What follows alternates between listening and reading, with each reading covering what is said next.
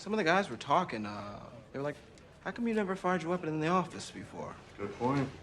I'm sorry, I don't follow. You've never fired your weapon in the office? We all have, It's called a desk pop. Fellas, look, I know you don't respect me as a police officer. Not true. I'm not stupid. I'm not going to discharge my man, firearm in the office. Gamble, listen to me. I'll try to make it real clear. We honor the flag, and you crap on it when you don't shoot your gun in the office. Jimmy, when's the last time you had a desk pop? September 08th. Be a man. Do this now. Please do it. Pop one off. There you go. Pop it off. Don't think, just Don't go. think. Here we go. Do it, yes. Shots fired! Hey, Terry, I did my first desk pop. It's a real thing, right? A desk pop? Yeah. No, that's not real. They were so convincing in their argument. They swung me.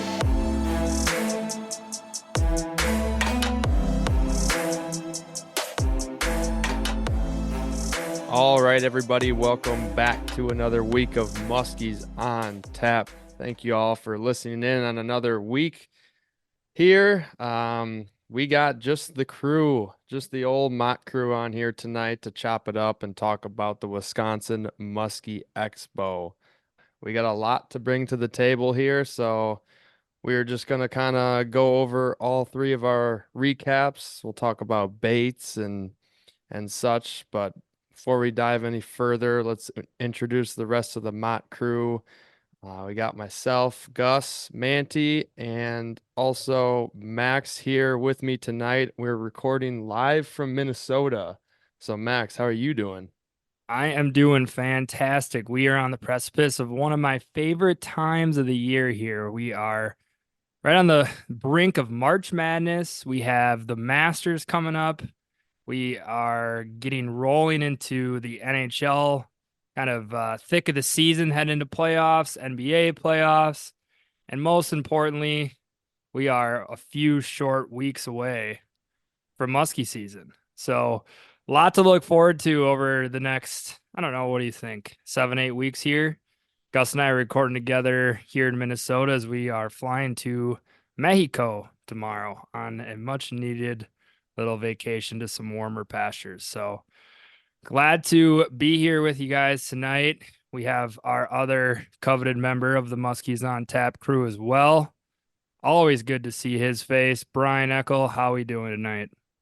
I'm doing just dandy. Got myself a little chili bush light tonight. Shout out to Taps and Tackle at the Expo. Just handed them out for free this weekend. That was incredible. Yeah, had a good time catching up with Gus. Went over to the Expo with our buddy Jack on Saturday. We'll get into that too a little bit more, but yeah, looking forward to chopping it up here for a bit before you guys head south. Yeah, the bush lights were nice and cold at the Expo. Those tasted really nice. Here tonight, Max and I are sipping on some Bell's Two Hearted IPA, and this is just a classic beer that's been around for a while, and we always enjoy this one. Brian, do you know that this beer actually was rated the #1 beer in the world or in the country or something? Bell's Two Hearted. Two Hearted? Yeah. Bell's. Yeah, they had like a beer contest. I'll look it up, but Bell's Two Hearted was ranked like the #1 beer a few years back. Just off the taste, huh? Well, yeah, I mean, I'm sure there's multiple factors, but taste being probably the most important. I mean, I just found that hard to believe. It ain't bad, but it. Yeah, I know. Crazy. I mean, it's a good one. It was kind of speaking to me today when I was trying to load up here for the pod tonight. I knew Gus was coming into town, so I knew I needed to take a quick trip to the liquor store here after work, and it kind of spoke to me. But I remember that when I saw it, I was like, this was rated like the best beer per, I'll look it up after the pod. So, but yeah, it's got a nice potency to it. I think it's like a 7%er, which certainly gets the job done a little quicker. Yeah. It's like what is a Voodoo Ranger? Voodoo Ranger typically they're pretty high, like 8% or something, right? I just remember when I was in college, God, what's that company? Oh, this is gonna frustrate me, but it's like the company that makes like super high percentage beers, and they have them like all the way from like 5% up to like 12. And when I used to write papers, I used to, you know, incorporate a little study juice into my regiment. And I Hmm. remember, I don't think it was Voodoo. I can't remember what brand it was, but I grabbed like a 6 pack of beers and I was, going to town starting to write. And, I drank like two or three, and next thing you know, my laptop's like starting to look a little fuzzy and my sentences are running on a little long. Punctuation was kind of leaving me. Four I'm Loko, is like, that it? damn, I've only had like three of these. Like, I should be, back then I was in peak form too. Like, I should Hmm. be fine. I look at the box and they were like 11 percenters. So I had like three Mm. beers and I was all hammered. Like, you know what? I'm just gonna put this paper on the back burner and give her hell next day. Hit the clubs.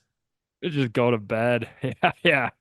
Probably back then. But yeah, anyways, just wanted to quickly ask you, Brian, to start us off here. You mentioned that you went to the show. Yeah, well actually, sorry, we'll do a little timeline, maybe let Gus set the stage here.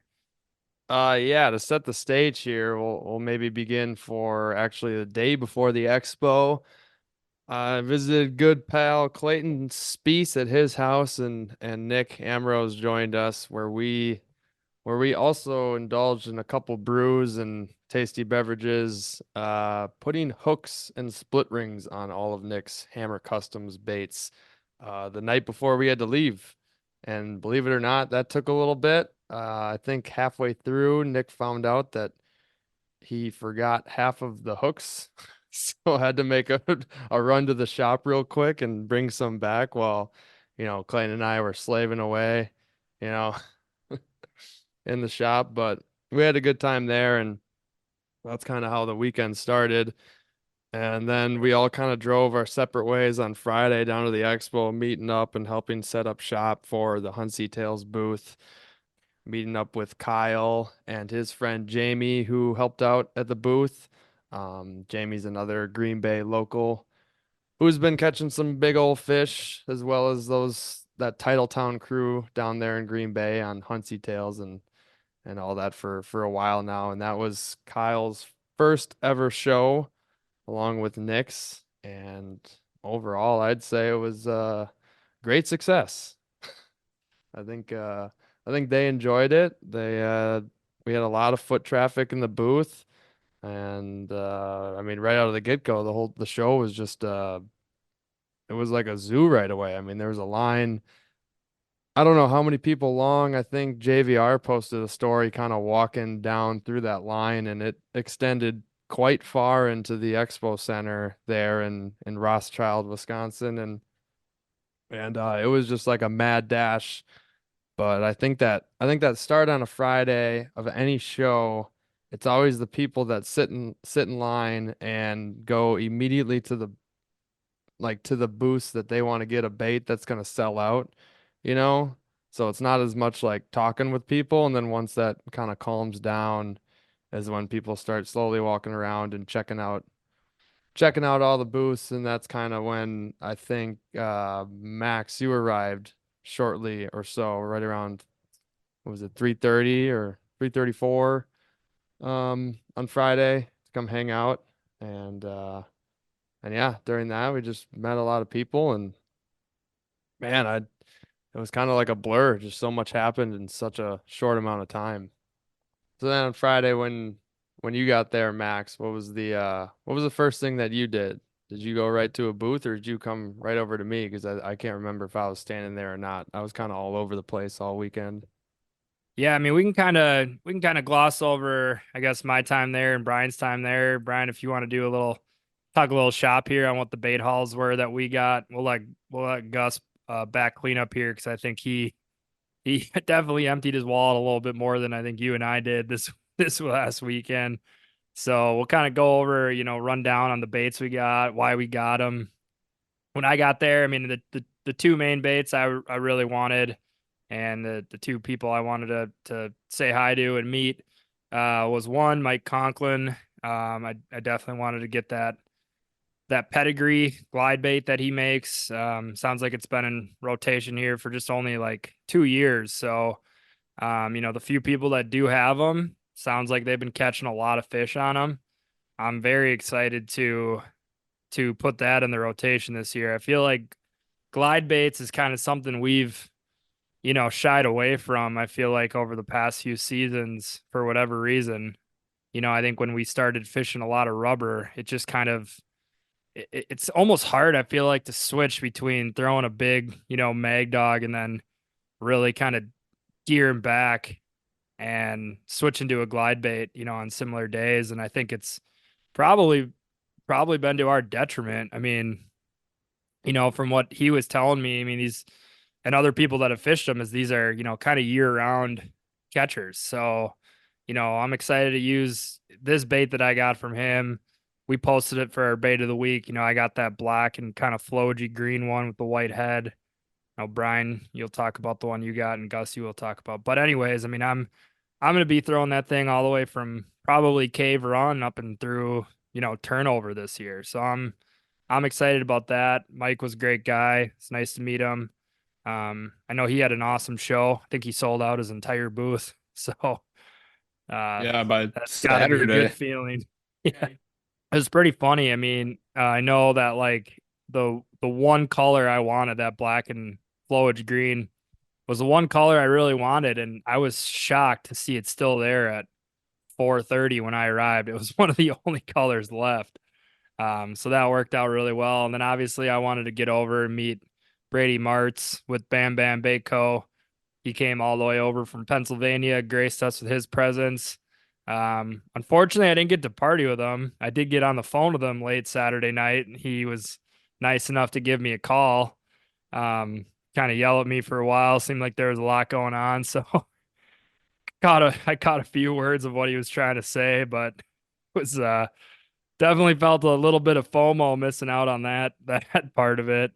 So yeah, I had to head back Friday night, but it was really good to meet Brady. I picked up some Bam Bams. I had my eyes on the big old black one, Well, large version unweighted. I'm thinking that's going to be a killer at a few different lakes. For us, any green stained bodies of water, that all black color has been money for us. I know, we've had luck on previous all black rubber baits, so my eyes went to that one right away. And then I actually switched it up, Brian. I know you'll like this a little bit. I got that all pink junior, the junior size Bam Bam in an all pink. And, we had that pink tube last year that caught some fish for us, moved some nice fish. So I figured, what the hell? Not everyone's throwing pink. It's a little frou-frou, I feel like, for a musky fisherman. It's definitely a little sus. Being a guy from the city, though, you're willing to incorporate it. Yeah, I certainly I think a lot of other people shared that sentiment when I told them I was coming over from Minneapolis. They're like, what the hell are you doing living there? But yeah, I mean, I got the all pink junior Bam Bam. I'm pumped about that color though. I feel like it's an underutilized color. It's going to show up great in some dark water. And then lastly, I picked up a Tom Super Glide, which we got the what was it, the Meg 7-inch unweighted Tom Super Glide.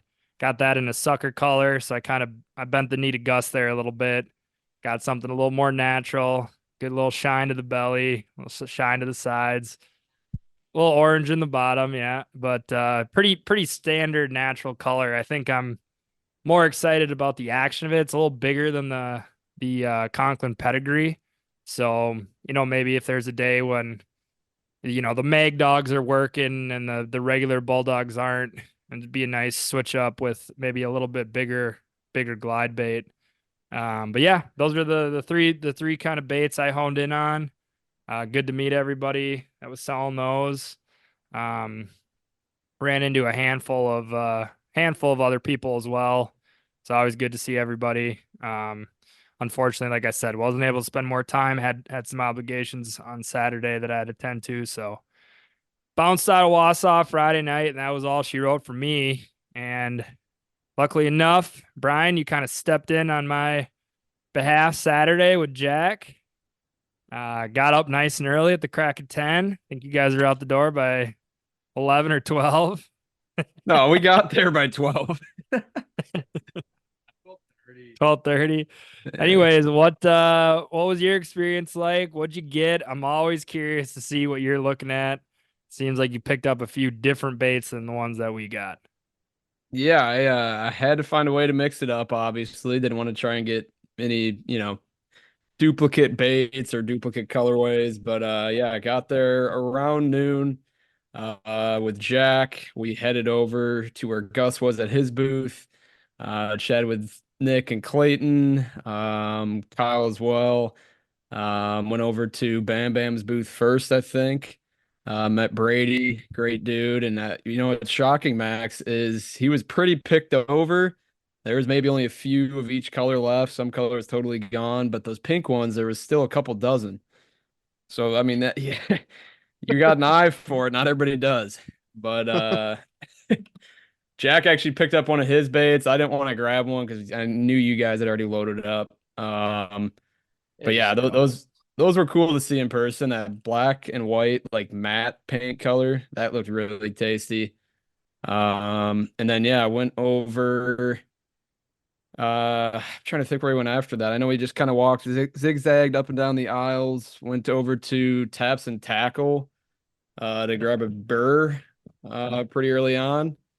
Talked with those guys. Nice to meet them. And then caught my eye as we were sitting there chatting this orange base color custom Medusa at Taps and Tackle. Kind of tiger, I guess you'd call it. Tiger Tigre paint. stripe. Oh yeah. Yeah, tiger stripes and black. And if you know me, you know I like my orange, so that thing's gonna be a killer. And then we went over, I think, yeah, probably one of our next stops. I went over to I think we went to Conklin after that. I was yeah. with you at this point. Yeah, we went over to Conklin's and Gus had said he's been sold out for a while. So I was like, oh shit. So we went over there and he had like 5, maybe 8 up on his wall, and that was all he had left. So he pulled out of his reserves somewhere. I don't know if he had some in the back of his truck. And he said those are the only ones left. There was a few different color options. I grabbed a Miami Hurricanes, got to be a sponsor or something. Green, lime green, and orange head, orange tail with the orange little blade in the back. Love this color a lot. That's probably gonna be the first thing I clip on come opener. I mean, I just picture this thing dancing between some shoreline trees, pulling these lethargic fish out. So I'm fired up to use that. Talked with him for a while. I talked with him and a couple other glide bait makers just about how the hell they build those things. Like a crankbait, I can kind of wrap my head around, but the glide game, I mean, they all said there's so many trial and errors just with the weighting and everything. So it's cool to hear their journeys. And then, yeah, I felt like I needed to hurry up and spend some more money while I was there. So I kept wandering. Good call. Found I was glancing at the Suics. I'd been thinking of getting a Franken Suic, and then kept walking around and went over to the Bobby Bates booth and grabbed myself a 12-inch Bobby, black, yellow, orange. I don't even Like know a if fall this pattern. yeah, like a little fall autumn pattern on it. White belly. This is probably my most modest bait I got. Probably suits Yeah. Gus's eye the most out of the 3. I But liked it. I told you it reminded me of Modern Warfare 2 Autumn Camo. yeah, a little gun camo on this thing. But yeah, I got this because last fall we had a ton of success with big baits moving slow. We had a few that our buddies had caught on one of the Bender weekends on a Frankensuic. So I figured it'd be a good change of pace to that if you weren't feeling a Suic. I've not really, I think I've used your like what 8-inch Bobby maybe once, but I'm fairly new to the Bobby game, so I'm excited to get into that. We just had that one Bumblebee old school one. I think I got it like a garage sale a couple of years ago. I think we've lost one and raised a whole bunch of fish, but we only got the one Bobby and we just didn't use it a lot. So now we're rolling into the year with, I think, a couple more Bobbies, a smaller one, and then that big one you just got. So Yeah, excited to kind of get that into the rotation. I'm not even sure what the action is on it. I assume it's semi-similar to a Suic, but I think just that little change of pace will be nice. They got a little wiggle action. Their tail can be a little more manipulated in the back. Yeah, I was talking to the guy who was working it, and I cannot remember his name. Do you know Bobby? who was working that? I don't think it was Bobby. No, no, no, no, sorry. For the sake of Yeah, the I think story, do you remember or no? I don't. Max and I met him in Minnesota, and I cannot recall. There's a lot of people that we met. I think I was telling somebody at the Wisconsin show. I'm like, I can sometimes not be great with names at first. I'm like, I'm pretty sure in Minnesota I met like 5 Adams and 16 Johns. So Yeah, let's just call him Bobby, an older gentleman, great guy, plethora of knowledge. And Bobby was telling me that some guys who use these baits will bend that metal tail on the back like 90 degrees straight downward. Some will bend it 90 yeah, degrees straight upward. I don't know how that works, but I'm excited to futz around with it and see what we can do. Um, I can't wait till you mess around with that thing, Brian. I'm gonna leave it up to you. I'm not even gonna touch that tail. all right, all right. So yeah, that was my 3 bait haul. I kept myself under $200 somehow. I did cap it off. I felt like I had to spend some more, and I got a Titletown Muskies salmon colored sun shirt, AFCO shirt. I love the Titletown logo, so I had to grab something from them. Damn, what size? That's a large, man. Tried on the XL. I was like, hell no. I was thinking about grabbing Size. you a gift. I was thinking about getting you a gift, one of their gray ones. But they didn't have any XLs. Chill on that. All right, well, shout out Bobby, but maybe Steve, maybe Adam, maybe John. Hard to say. Yeah. Either way, great guys selling those Bob baits. Brian, looked like you had a great haul. How many bush lights did you indulge yourself with at the Taps and Tackle booth? Did you get a little carried away? St. I Patty's Day after all. I know, I know. I felt like I had to play catch up. Everybody there was getting after it, it seemed like. And I think I just kept myself to 4. And then I had to drive back an hour and a half. So Said to wet the beak. You don't want to incriminate yourself here. no, but it's a long, boring drive. And I had a passenger, so I had to be responsible. Right. I think the statute of limitations has run its course Yeah. there. I don't think they can get you anymore. No. So yeah, that was my experience. My buddy Jack did capitalize on getting his Canadian 50 with lax taxidermy, a nice little, grand drop there for Jack, but I know he's excited to get that thing hung up in his living room. When he told me that he spent $1,000 or like $1,300 there, I thought that he was, taking after his old man a little bit and just collecting Getting lures every from color. everybody. Little did I know that he was he spent 90% of that purchase on his Canadian 50 that he caught this last year. So that was pretty cool. I know it's gonna be a nice surprise for his girlfriend as well once that thing gets put up in the living room. But Yeah. I think it'll make for some nice decor. Yeah. I think the goal of 2024 should be to get a mountable fish this year. I mean, Mm-hmm. I think we've had a few that you could argue to do it, but man, it's hard to pull the trigger on that G pack if it's not a fish that you don't think you're gonna catch again or bigger or whatever, Yeah, I think JVR might have blessed us. I chatted with him briefly at the Lax tent there, and I told him I've not had a fish that I can mount yet, and he said it's coming. So hey, look, probably this year based off what he's saying. Well, what's a mountable fish for you? I mean, you put some really nice fish in the bag last Yeah, year. I mean it's got to be either like an absolute blimp of a 49 or it's got to be over 50. So that's your line. It's got to be. I mean, it's either got to be like eye-opening fat if it's under 50, or it's got to be Yeah. over 50, I think. But then again, it's like at any given weekend, you might catch a 50 and then you just spent $1,000 on a 47, and then it's like, fuck. That's the hard part about it is like, if you're not totally sold on getting that one, your mind is like, well, next week or fall's coming up or whatever, Yeah. So maybe it's Yeah. just a decision we got to make at the end of next year if there's one that really stands out. But I'll be enough patient. about us. enough about us. Gus was there for all 3 days. He, I think, is now in debt or I'm gonna say he's got panhandling loans. for money at this point. I don't know if he what he was doing to pay for all these baits. But I'm happy he did because it's going to benefit us all. So Shout I was out. telling everybody when he was walking around with his 19 different bags, I was like, what's mine is his, what's his is mine. So it all works out. But Go crazy, kid. Gus, if you can remember, why don't you kind of go down the line here on what all caught your eye and what you all got? Because I'm sure more people are probably interested in what the guide's throwing than us two freaking squares. But nonetheless, I think Brian, I think we did good. I think we did well this year. Oh yeah, very happy with my selections, making me very eager to get out there, and very happy that I held it under $200.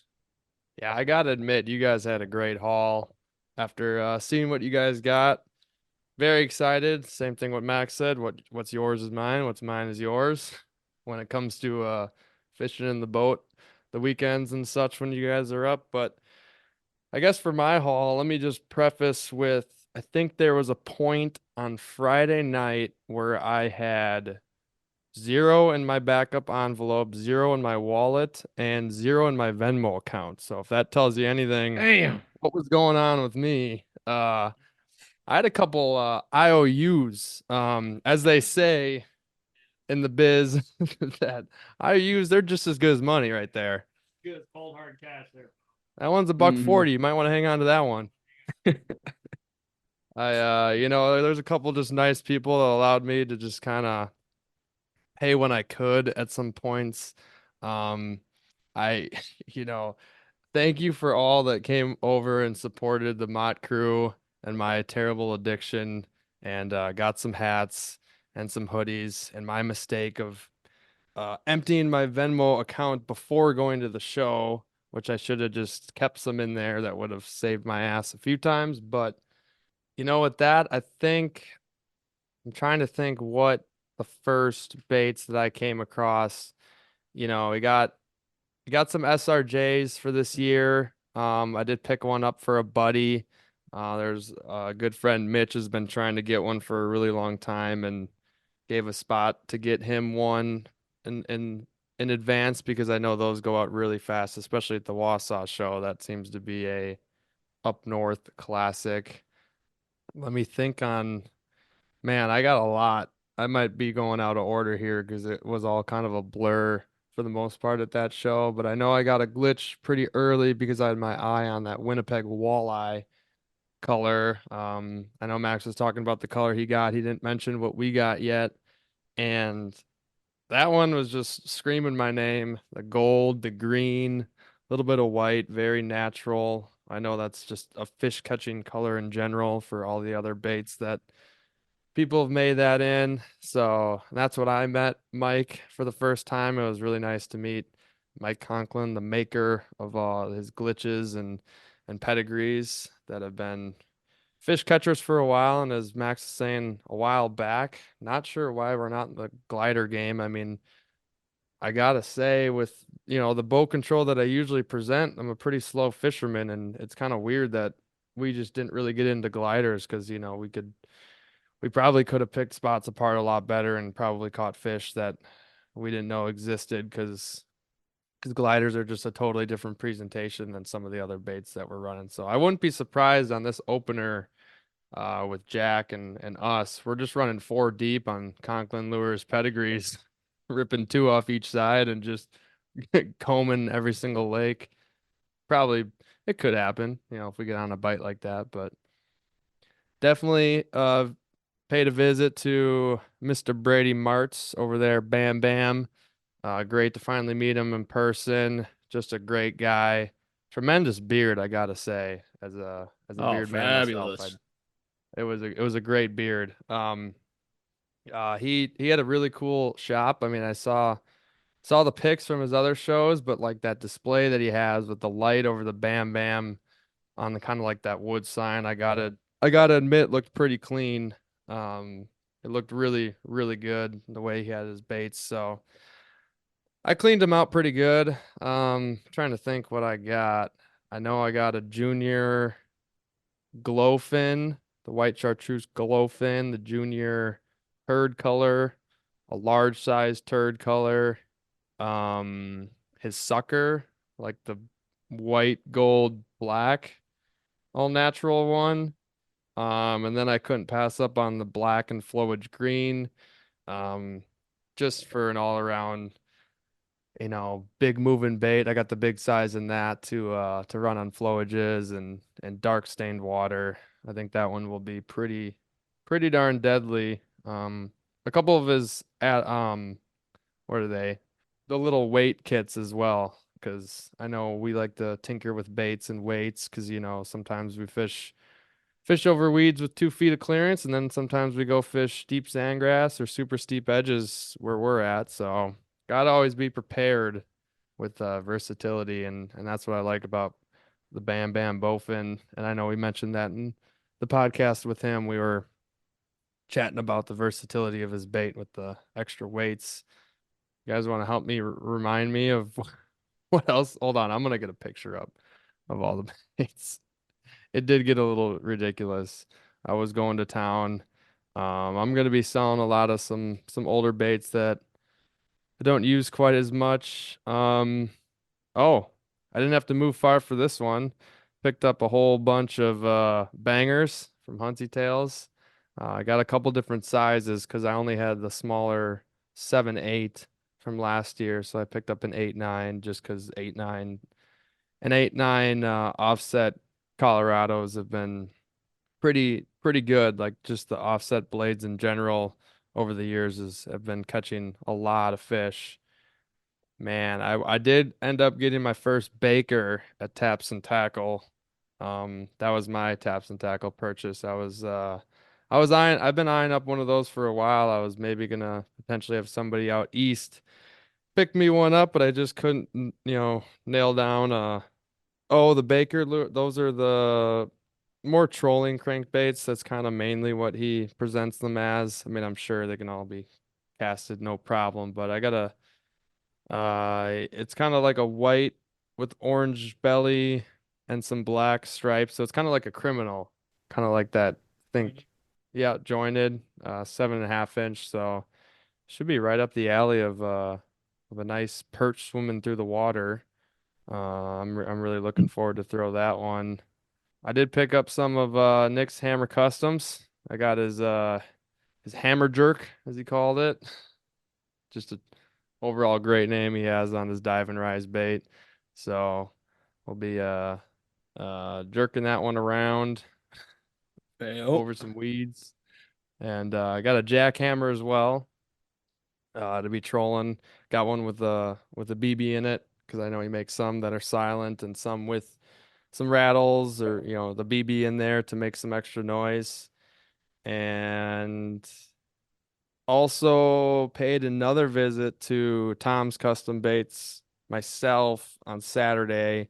I know Max got the larger glide of his, but I ended up getting the smaller one because I had a great discussion with him. He was talking about how the small one, I mean, it could just be deadly in certain applications, maybe in the summer on cold fronts, but he was saying that even in the later in the year, there comes a point where almost like smaller baits kind of work again. And I know we had a good conversation with Michael Hansen last fall. He had some really good success on, I want to say it was the Chaos Blunt Nose, which, if I'm not mistaken, is also a 5.5 inch bait, the same as Tom's Super Glide small one. So we definitely upped our glide bait game, and of course, we still have a couple hellhounds that we like to run that run really well. A couple phantoms that we've always had that we're still going to run as well. But I think it's just like any bait category. It's good to have different ones because it sounds like a lot of these do different things. The pedigree with the blade and the tomahawk blade in the back.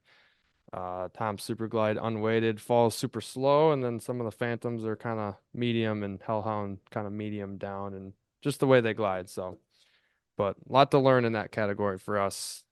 I'm gonna hand it off to Max here while I think of anything else I got. Yeah, well, we kind of talked about it on the bait of the week post, but the one thing that I am excited to see about the Conklin glide. Was he was saying that the pedigree, the one we got, actually has like a tighter side to side, which I think helps, with hookup percentage, because that's kind of always been my gripe with glide baits, especially fishing them in tournaments and stuff, is just like I've had, when I did get into a little bit of a glider phase, it just felt like I saw so many fish, but I had a hard time like converting. So I'll be curious to see if that kind of gets the confidence going after getting a few fish on that thing.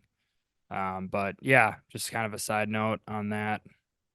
I'm sure that blade, I mean, he probably explained it to many people and such. I'm sure the blade adds a little drag, which keeps it in line a little bit better. Because I mean, you're definitely right, Max. Sometimes when gliders just shoot off to the side so far, it can fire fish up and it almost like makes them miss sometimes. So I think that's a good point to be made on that glide bait, which is why has been so popular. Also, got to meet Max Kaufman. I hope I pronounced your last name right. I don't have it in front of me, but he's the guy from Cougar Baits. He's from Colorado, and he made that journey to the Wisconsin Musky Expo, and I think he was there last year, if I'm not mistaken. And he makes musky jigs, which are not a very popular category in musky fishing.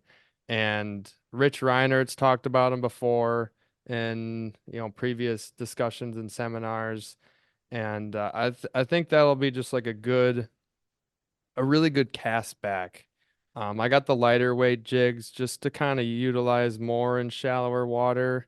I got one of his Flashaboo ones, and then I got one of his underspins. So I don't know. I mean, I know we're talking about it here, but it just will be something that I'm sure not many people throw.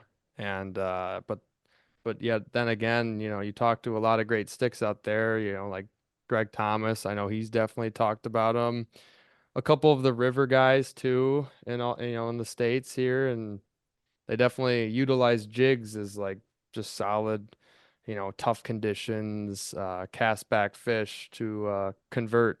So I'm really looking forward to try those out. And we definitely got to get Max on too. He's a really great guy. We want to chop up some Colorado tigers, because that would be a great subject. A lot to learn there. That's interesting, to learn more about tigers, because all they have is going to a body water with only tigers. That's the difference out there. I wonder, there's probably a lot of differences in how they fish. Got some more swimming dogs, some staples. Those are always going to get chewed. So I figured to just grab another one to have as backups, or maybe go out into the front rotation if the color's hot that day or year. And I think the last of baits, I know I've just rambled off a bunch, but got some old school grandmas at the lure swap, and I want to say it's a China double dog with the little twirly arms. Kind of caught my eye. It's actually the same color that Jack, our buddy, had a lot of action and a fish bite the tails off last fall. So I'll run that a little bit this year. Probably end up giving it to Jack, because I know it's a bait he really, really likes. And I don't throw a whole lot of double dogs, but just caught my eye. And at the lure swap, you can't beat those prices. Everybody's, bargaining off a lot of baits, old school baits. So it's pretty cool to pick up some staples there. Can Trying we to think. is it time to address the elephant in the room? What's that there, Brian? Did either of you, and I think I know the answer, has anybody copped a quad dog? Do do do do Oof, do. golly, I'm just trying to figure out what happened there. What once seemed Dude, like the I don't talk of know. the industry, the talk of these muskie shows, quickly has faltered. Brian, And what I do you talked what do you I think talked happened? to a few people at the muskie show, and nobody was too hot on it. I talked to one of the guys in the booth where they were selling them, and he's just, it wasn't very enthusiastic about it. I don't know. I think the truth's coming out that it's just more of a plank of wood Medusa and it doesn't do a whole lot. I mean, I'm still curious to see one in action, but I don't know. It seemed like A everybody lot. at the show had forgot they existed, and a couple months ago, everybody wanted to see what it looked like. So I don't know. I mean, it's a lot of tails. And you know us over here, we like baits that got at. I mean, if it doesn't go I, side to side a little bit, if it's just kind of going up and down, I mean, seems more like a there Minnesota bait, maybe. I don't know. yeah, there comes a point where it's probably for sure going to catch fish, but I like having a bait that's a little more erratic. And if the four tails really drown out that action a lot, it's not maybe not as sold as I once was. I know some buddies that pick some up, so maybe it's not like they're gonna have them only for the shows and then never sell them again. So, if I end up seeing one in person and it kind of, I don't know, shows me something different than what I'm thinking in my head, I think, down the line could definitely pick one up. But just like anything, it might be a time and a place on that one. Yeah. It definitely, if you remember watching the Keys Outdoors episode with, was it Spencer Berman? Yeah, Spencer over there on Lake St. Clair. I guess if you work a quad dog like that, that's probably for sure when it's gonna get bit. I mean, he was getting all the bites, and if everybody remembers, or if you haven't seen that episode yet, he was working it quite aggressively, and it sounded like St. Clair Special is a bait that goes up and down very quickly. So places like that, I'm sure it's just gonna get munched all the time. And like I said, there's probably a time and place in northern Wisconsin for us, but Yeah, I'm sure. I'm we'll sure see. one of us will get some money come the fall, and we'll be eager to, get a new bait for the fall. But we'll see. Yeah, I was just gonna add there. I think I also didn't get one because, like I said before, I got a lot of baits. Was in debt for a little while during the show.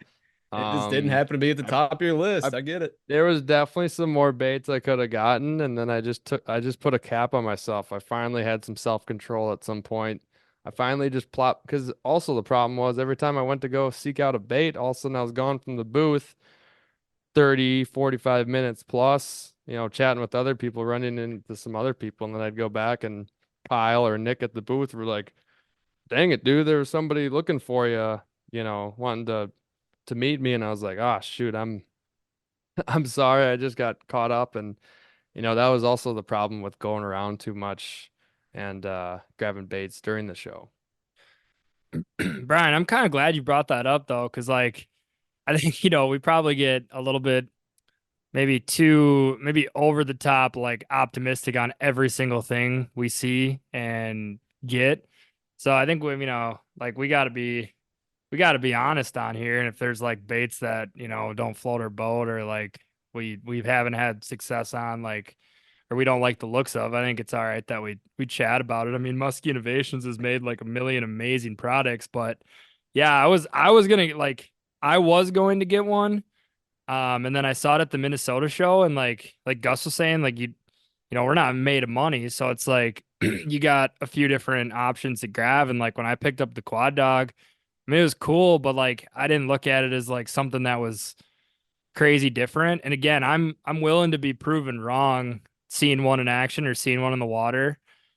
I think too, like you're saying, I mean, I feel like it probably is a great bait in certain applications, but like for the bodies of water we fish, I just don't really know where it would like separate itself outside of like a double dog or a Medusa or a Bam Bam, bowfin or something like that. I mean, obviously good to add another one, but yeah, from what we've heard, they're a hefty bait and you definitely got to have the right setup to work it. But yeah, Yeah, I don't know. I was all pumped to see it, and I saw it and I was like, I don't know. Just I might have ended up getting one just because I knew that you guys hadn't. If I would have seen it before this Medusa that I got, and then by the time I saw the quad dogs, I was like, well, I already have a Medusa. These things look big, hefty, tiring on the old shoulders. And yeah, I'm not a big Medusa guy either. I don't. A lot of the Medusas that we've used, especially the Huskies, are very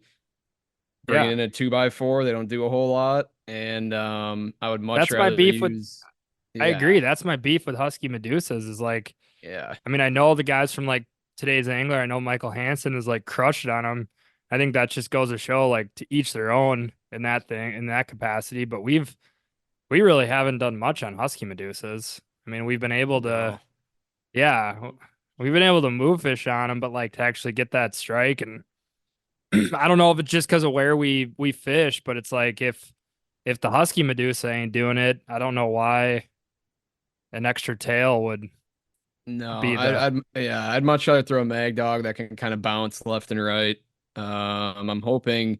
I feel like we've had a couple regular Medusas that you've been able to get a little bit more of an erratic pull out of them, Yeah. but I don't know. We'll see. I've also bought some regular Medusas where the tails don't even move. So I honestly, if Yeah, Gus has been boiling them in water. yeah, I Even might have to move. do that.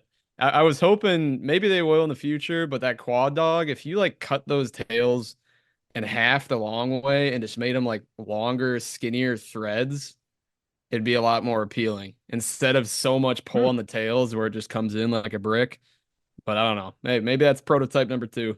I was like, Brian, that's kind of like a little secret there. That's a ninja trick you just kind of pulled out of the bag. Should we get one and just mod Uh, it without putting it in the water first? yeah, right.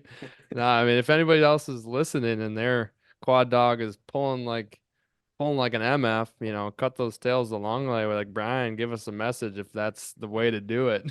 I feel kind of bad shitting on a bait that we haven't thrown yet. It's just like We're being this is very all full hypocritical, disclosure. but- That might be our favorite bait once we get one. And if we catch a big fish on it, we'll be like, And y'all all can hate hail on the us quad till we dog. die.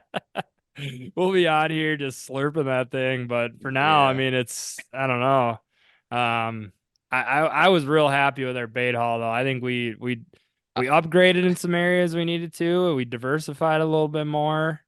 I Yeah. was the only other booth I was looking for before I left. Found out they were not there. Was Bomb Squad. Was hoping to see the fellas, let them know I'm their biggest fan, Oh and get yeah. myself a new flap tail. But they weren't there. Taps and Tackle, they were auctioning off what is A that Worth name of that? flap. Worth flap. Yeah. Matt Worth, I believe. Yep, correct. And they were donating all those proceeds for that to charity. So that was cool to see. And somebody's getting a really sweet Worth flap tail too. When was that auction off? Was that Sunday? Taps and Tackle did like a live, I think Sunday night when they got back. I think they auctioned it. I must have not won. Haven't heard from him. I right. Yeah, I think you probably need to pick one up though before the season because, like, I mean, as awesome as those baits are, they'd get a little mangled after you We catch still have a. 2 of them in commission though. Like we have a Yeah, I loon and a think we for green sure one. have 2. I might have to send 2 into the bomb squad themselves. Max and I got to chop up with them at Minnesota a little bit. They were also at Milwaukee as well, but no, they were not at Wisconsin. I think, well, I could be wrong. Team Rhino Outdoors had a few bomb squads too, but I think Jeff didn't have very many each time, and if he even did have them at Wisconsin, from what I remember in Milwaukee and working the booth in Minnesota, those sold out pretty quick. Because the TRO colors were pretty dope for those. I We did talk to also I did talk to one of the gentlemen working at the Taps and Tackle booth. Cannot remember his name, but I was asking him about top water, and he said he only throws walk the dog. He only throws a Weagle more specifically, and he says he just lights him up on it. So that's just more really fuel to the fire for us to keep giving that thing a try. I feel like it's we just got gotta to be work. we just gotta be a little more stubborn sometimes, or Yeah, maybe you just gotta track keep. down some. We need to track down some walk the dog users and get the rundown on when to use it, because maybe that's what we're missing. We're just throwing it at the wrong time, and then we just keep assuming that it stinks for us, but we know that it catches like giants and does really well Yeah, for a lot I of just people. want to see like a fish hit it because I'm picturing either like it just launches that thing off the water or it Yeah, stalks it. right. I don't know. It's like hard to when it's like premier topwater time, you have your like few confident topwater baits. It's hard to like go to something that so I mean, too, I feel like walk the dog like is probably great because I think some people probably, aka us, don't throw it, a little bit out of like laziness because it actually requires you to like dial in and work it properly. Whereas if you're, reeling a flap tail, you could pretty much do that comatose, not disregard the bait or anything. Not saying that anyone who catches fish on flap tails, Brian, is like lacking skill by any means. I'm just saying, like, you just kind of throw it out there and reel it in real slow and just One of the wait for that. hardest baits to hook up on, though. You got to be a snipe on that hook set.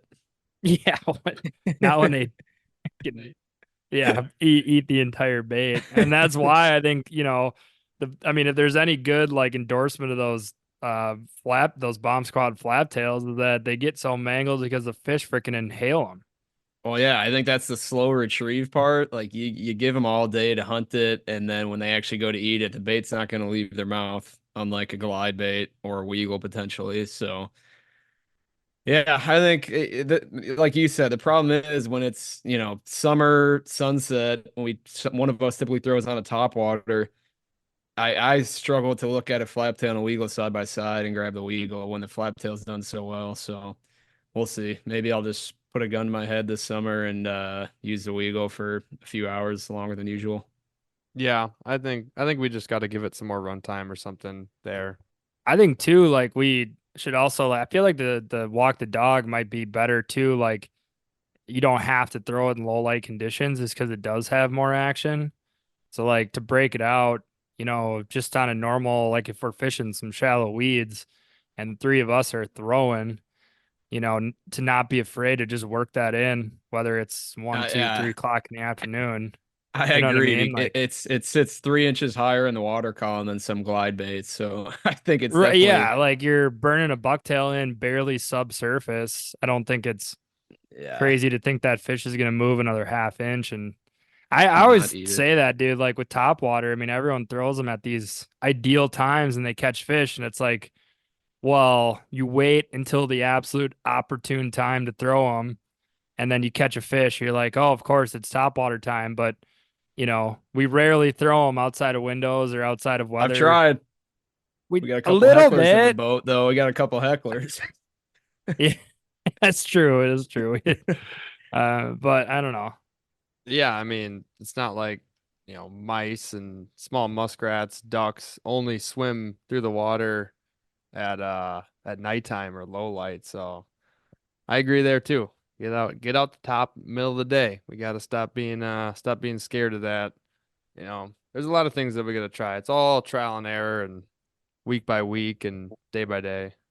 So all this bait talk has got to come to fruition here, got to be put to use pretty soon here for Southern opener. Can we just do like a little quick around the horn? Cannot duplicate baits. What are you throwing first spot? Southern opener. Gus, we'll let you pick first. You're in the back of the boat, so go ahead and take your first pick. Back of the boat first. I want to say that if I'm doing cleanup, I'm going to predict in my head what you guys are going to be throwing, and I am just going to go straight to a Bowfin Junior. I think kind of, did I steal yours, Brian? Oh, no. That's a good bait, though. It would have been one of my top three. Okay. It's not top three though, right? You just said one or what? No. Yeah, just pick one. So that's what you're throwing Okay. first spot, We should opener. do two. Yeah, you can throw in your backup if you got to All switch in right. the first 10 minutes. All I know right. I Well, will. well, we know you'll be doing that, so you'll be, I'd say about 5 to 8 minutes, but Bowfin Junior for sure. The size is perfect. It's like that reg dog, maybe an inch larger than a reg dog. That size just seems, I feel like that's a good cleanup bait out and back. And not sure if this will be one of your guys's either, but I'll leave it at, oh man, this is gonna be tough. I wanted to say maybe a glide as well, but I'm gonna not do that. And I'm gonna go, man, this is gonna be tough. I'm trying to just think in advance. I think it might be like a twitch bait, like a small 5 to 7 inch twitch bait, I think. I don't know if I can nail down on one. We got a bunch of Yeah, you got to analyze extras. conditions. Tough to say now, but Yeah. I mean, I might go with the old trusty 6 inch grandma that I re-glued in the lip from last year. I was sad to see it go for parts, and then by the time I was thinking of re-gluing it back, I didn't really throw as many twitch baits. It was all heat of the summer stuff. So I'll go with that. I'll go simple that. I might throw in one of Hammer Customs small little twitch baits Oh, if I get my hands on one of those. He makes a small like 6.5-ish inch one. all right, all right. Before you take all the options, let's pass it to the guy in the middle of the boat, Max. Whoa. I could tell you were just waiting to say something stupid because you had a dumb grin on your face. I knew that was coming. Well, I already know you're gonna be throwing your really cool. Oh, hey, this is all you. Go pedigree. ahead. Yeah, no spoilers, no spoilers. So I think something that Gus has, he might have mentioned, might have failed to mention, not sure. We have picked up a full new arsenal of crane baits. So I will definitely be dipping my hand into the box to grab one of those. One of the new color patterns we got. So you'll definitely be seeing me throw a crane bait. Obviously going to be throwing that pedigree. And then I'm going to do one more, Brian, just because I know you're not going to take this one. A bait we've had success with early season for years that, we did throw last year on opener that worked, caught a fish on it. 2 years ago, same deal, threw it on opener, got a fish on it, a nice fish. Or maybe it was a week after opener, but northern opener, but it was, with us fishing southern opener this year, I'm going to try it out. And that's slow rolling a Mepps Musky Killer. Ooh, Number yeah, 5 real Mepps. good, I'm gonna real be good. I'm gonna be slow rolling those number 5 Mepps. I think good bit, especially towards the end of the day and during some of those majors or minors when we're out there. I think that I'm gonna add that to the arsenal. What about you, Brian? Well, this is great. I didn't know we were gonna be naming top threes, so that helps me out a little bit. Like you said, I'm sure I'll snap on this Conklin at some point. Nobody's mentioned rubber yet, and from what we've heard You with a lot mentioned the of guys, Bam Bam. sorry, Bam Bam, yeah. But what we've heard with a lot of guys on the pod is they're not scared to throw big on opener early season. So potentially Mag Dog, this regular Medusa I got, something bigger rubber, slow sweeps. We'll see what the fish are reacting to. And then I'll believe it when I see it. warm spring, these fish might be fired up. Oh, true. Potentially a Big O's bucktail. Or I Ooh, had yeah. success last early June with a double six spanky bait, one of my favorite small bucktails. Oh, the Spitfire, I think. Spitfire, yeah. Firefly. I always Firefly, call it the Spitfire. Yes, something like that, Firefly. yeah. Yeah, so that'd be my rundown. Yeah, I don't know. We'll see. I 2 years ago we slayed them on erratic small jerk baits. I'd love to get into that bite again, but we'll see. We'll see what they're doing. I did chat with Matt Ridgway for a while at the expo. He's got a few new cool show colors he brought, and then he's always willing to do a custom paint job. I think our buddy Jack's gonna get like a 9-inch custom in his favorite colors. So yeah, I'm determined Black and still to purple? catch one. Yeah, determined still to catch one on that. It is a really cool looking bait, wide wobble. So I'll probably hook that guy on. Yeah, you got your 6-inch Ridgeway, and we also got a metal lip 6-inch Ridgeway to be ripping. I totally blanked on that. I'm sorry if we've at this point missed out on anybody, but it was really nice to see Charlie and Matt Ridgway catch up with them. Oh yeah, we got to talk some PMTT stuff, when they have done it, and I believe Charlie, if I'm not mistaken, is going to be on the trail this year, so it'll be great to see him around at the events. Yeah, those are just two awesome guys. Make a really cool, unique bait. Yeah, also want to say, I can't remember what time or day. It might have been on Saturday, I think. John over at Rocky Reef Brewing, we just featured one of their beers in the last bait of the week. I think it was Down to My Plums.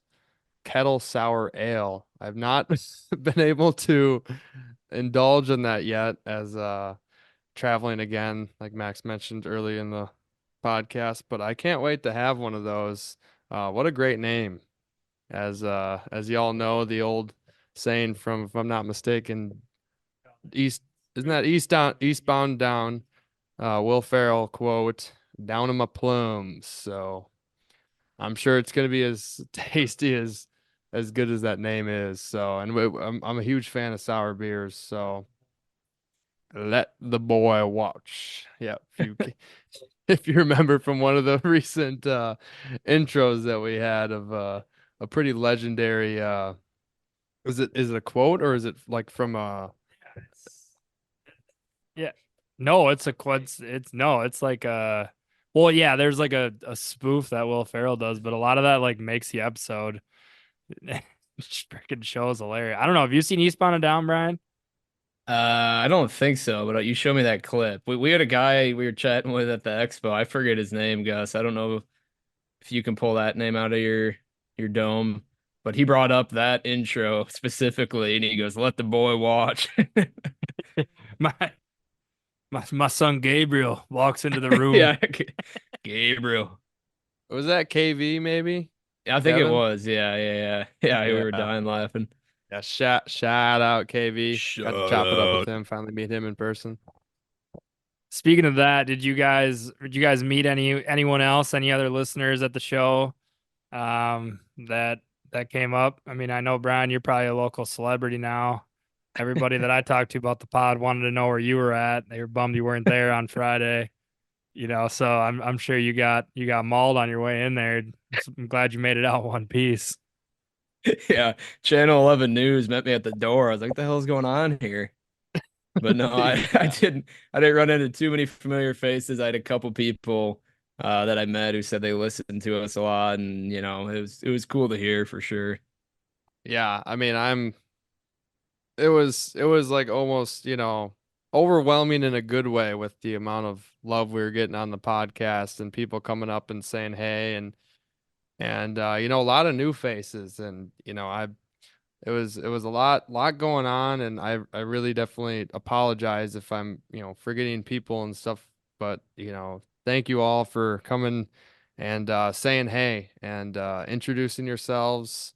I know that, you know, that can always be a hard thing to just randomly approach somebody and be like, hey, listen to your show and stuff like that. But we love it. That's awesome to us. Please continue to do that. We love hearing that from all you guys. And I know we also, now thinking top of my head, our boy Kyle Fregis over at Cabbage Dragon Media dropped by the Shout show on out. Friday night. Shout out to say what up. So he hung out a little bit when Max was around. So Brian, you unfortunately did not get to meet him since the only other time that we got to meet him in person was at the Minnesota show. So shout out him. If you haven't followed his YouTube channel, definitely go over to the Cabbage Dragon Media. Brian, did you get to? Oh, go ahead. No. You go ahead. Did you get to hear any of Jeremy Barber's good fishing stories when you were there? Did you get to meet up with Jeremy? I met up with him. He was maybe the first guy I talked to right after Gus, but just a short interaction, and then we went flying around to buy some baits. But I wasn't graced with any of his great stories, unfortunately. Maybe I was there too early. Maybe not enough bush lattes yet. I'm sure Gus had some great nights with some great stories with him. But yeah, hopefully this summer we bump into each other a few more times and I get some good stories. Yeah, no, I'm sure. I'm already fired up for that national musky championship in August with us three. all the Eagle River boys, I'm sure will be out on that. Be out fishing that one. Hopefully, I'm glad that those dates aligned well this year for us. I'm still excited to see what lake group we end up picking and how we kind of tackle that tournament. But that's always a good one to kind of regroup with everybody, have a little bit of fun. I did want to shout out. I met I think his name is Ross from Burninates. I think Ross from Burninates. Yeah, he had no clue who we were, which is very understandable. But good to chat with him. It sounds like they got some new some new videos coming out. They actually have a video dropping. Hopefully that won't, actually, you might want to cut that. Yeah. But sounds like they got Spoiler. some new videos teed up, and would like to further conversations with him because he'd be somebody who would be great to chat with on the pod. They've made some great stuff. And also got to shout out our boy Micah from Springy Tackle. Seems like he had a great show. Got to stop by and chat Shout with out. him, see what he was been up to. He makes some great bucktails, but it seems like he's kind of honing in on his spinnerbait game with some offset stagger blades and big ones, big spinner baits, heavy duty ones, which we definitely will definitely check out because those have been kind of a new thing we introduced to our arsenal last year with Big O's stuff, and they worked really well. So kind of excited to get into some of those more heavy duty spinner baits. I mean, I think this episode, if it's said anything, it's like, man, I hope I'm able to fish enough this year to actually to try all these different, applications for all these different baits that we're talking about. There's almost like too many, that I want to try out, and fish. Hope you make some commission to pay those things back, huh? Yeah, all of a sudden, the same one weekend Max is up there and throws the same double tens he loves, a single 5 maps, a mag dog, and a 7-inch slammer color and a tube. And then Did it's like, did either of you get a chance to talk with Mr. Keys? I saw him at the show, but I didn't have the oh stones to yeah, go up and introduce myself to the legend. you didn't introduce yourself? Oh man, No. yeah, Keys was around. Oh yeah, we I got to see saw him. Keys again. Great to see him. What'd you chat with him about? Oh man, just normal BS. That dude's super funny. Yeah. He's a really great guy. If you haven't met him in person yet, you know, he is a rock star. He's always, got that backpack around. We always tell him like, "Hey, you looking like you're about to take a hike." And then he always got like some one-liner to come back with. It's really funny. I can't replicate it. He's just too solid of a dude Yeah. and really funny. All right, well, we've been droning on here about some baits. Good to chat about some opening musky baits, man. That got me fired up. I mean, I know we're still a few months out here from Southern Opener, but it's making me feel like I'm about to go on a fishing trip right when I get back from Mexico here. Man, you guys are making me feel like Southern Opener is right around the corner, but it really is. I mean, we're really a few weeks away here from it being a little bit more of a reality. I mean, I feel like once you get into April, it's okay to start talking like, weather watch, start talking some muskies, start talking about, man, there hasn't been enough rain. Got to get some rain. People are Yeah, going we to be need talking about rain. rain all month of April. Rain is going to be the number one topic, guys. There's no rain. There's no water. I Gonna run out gotta of places to fish. I gotta get my shit together before any sort of boating adventure. I was informing Gus at the expo that the old fellas at Abu Garcia been hitting me up quite frequently to What an pay them. absolute clap on the industry here. I think, when did I send that thing? I sent it in October or November when it broke.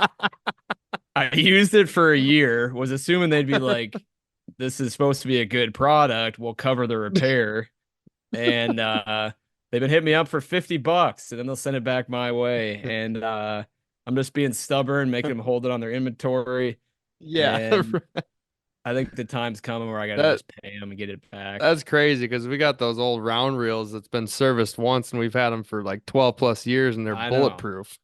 I should just ditch the thing, let it rot on their shelves and get something new, but I feel like, shame on Abu for not realizing, who they were talking to, I mean, this guy, he's going to come out, flame him on the pod, no mercy, not going to hold back. and I mean, love I that don't- reel. I really did. It was a great reel until it broke after 10 uses.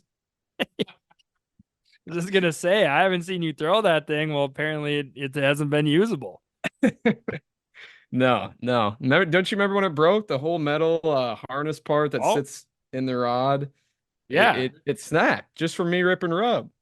And I wasn't even throwing a quad dog. Do you think that was any user error there? I mean, do you think you just rip rub too hard? That's what they're trying to blame me for. Clearly, they're making me pay $50. Anyways, moving on. I'll get it back. I'll keep using it, I guess. Yeah, sure enough. Oh, all right. Should we Should we go ahead, Brian? should we get into some Q&A from a couple weeks back? Should we get into some Q&A from a couple weeks back, guys? What do you think? Yeah, probably. Probably. We'll work that into the rotation here. But yeah, quick overall recap on the weekend was outstanding. I thought that show was really good, really well put together. Can't wait to go back next year. Always been my favorite show. I said that before it even happened this year. Felt like I just predicted it and came to fruition, I'd say, and had a blast there. All right. And first question comes from, and the question is Abu or Shimano? What's funny is before I got the Abu, I was shitting on Shimano for their drag slipping. Now I got Abu. Their metal isn't real metal, so I don't know what I got left. Anything left? Oh, what's good enough for you, Brian? What's I'll good? show up with a Fluger. All right. Maybe you just have to go to some spin reels. Gus had one and it broke, so I don't, I don't know. I just gotta go fly fishing, I think. Now I got some old Cabela's 4,000 size reel on there, and I bet you that thing's bulletproof. Oh God, yeah. All right, let's get into some actual Q&A. That was just jokes, guys, jokes. Just trying to poke the bear over there a little bit. Don't want him too fired up though. You never know what's gonna happen after that. All right, quick question, Brian. I'm gonna start with you. Pick your genius brain here on this question. I know you'll have some good insights because it's kind of what we've been talking about. A little more bait talk. This one, we're gonna talk about this one though a little bit more application, not just talking about lures, actually how to apply them. So Brendan_Andrews, Shut up. he asked, shout out, what situation makes you go for a dive and rise versus a crank versus rubber? Where does each one shine?